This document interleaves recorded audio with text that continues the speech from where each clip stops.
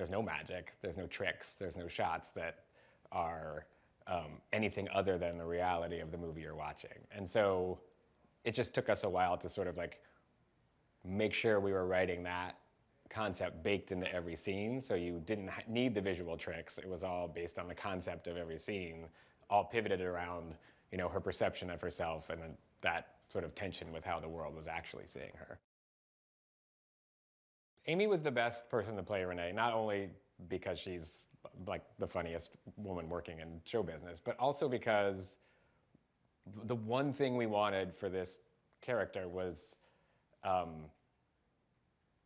it's something that Amy hasn't necessarily displayed as much as she has, which is a really deep underlying sweetness and optimism that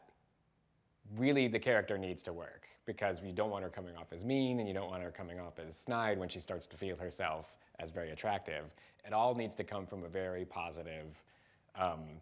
endearing place. And she is able to push the comedy, yet still keep it real and grounded, and still keep people on her side, and still make people root for her. And it all comes from a real, honest place of optimism, which I think was the main thing we were looking for.